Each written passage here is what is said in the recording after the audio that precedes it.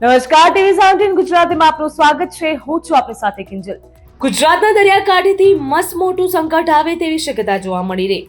હવામાન નિષ્ણાંત નબાલાલ પટેલે ગુજરાત ઉપર વાવાઝોડું ત્રાટકવાની શક્યતા વ્યક્ત કરી. તેમણે કહ્યું કે એક સ્પષ્ટ રેખા કેરળથી ગુજરાત સુધી બની રહી છે. ગુજરાતમાં ફરી એકવાર વાવાઝોડાનું સંકટ ઘેરાયું. ગુજરાતમાં વાવાઝોડું ત્રાટકી શકે છે.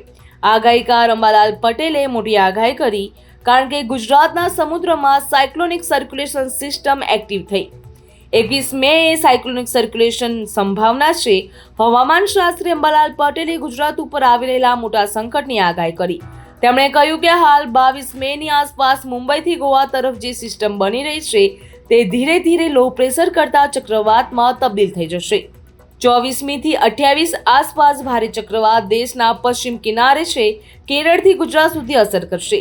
એક સ્પષ્ટ રેખા કેરળથી ગુજરાત સુધી બની રહી છે, જેના કારણે વરસાદ વરસી શકે છે. વાવાઝોડાની સ્થિતિ વધારે આકર્ષિત રહેશે. વાવાઝોડાનો માર્ગ અરબ દેશો તરફ જવાની શક્યતા ઓછી છે. ચક્રવાતની અસર ક્યાં થશે તે વિશે અંબાલાલ પટેલે કહ્યું, મુંબઈ મહારાષ્ટ્રના ભાગોમાં 15થી 20 ઇંચ વરસાદ વરસશે. મુંબઈ મહારાષ્ટ્રના કેટલાક ભાગોમાં પૂરની સ્થિતિ પણ જોવા મળશે. આહવા, ડાંગ, વલસાડ વગેરે ભાગોમાં પણ ભારે વરસાદની શક્યતા છે. આહવા, ડાંગ, વલસાડના ભાગોમાં 12 ઇંચ જેટલો વરસાદ નોંધાશે. તેમણે વધુ ચેતવણી આપતા કહ્યું કે બીજી એક સિસ્ટમ 28 મે બાદ બંગાળના ઉપસાગરમાં બનશે.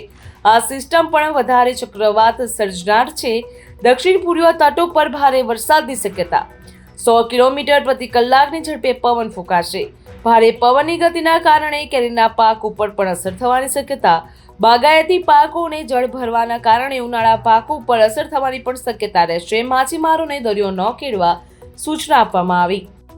ટીવી 17 ગુજરાતીના વિશેષ અહેવાલમાં હાલ બસ આટલું જ. વધુ સમાચાર માટે આપ જોતા રહો ટીવી 17 ગુજરાતી.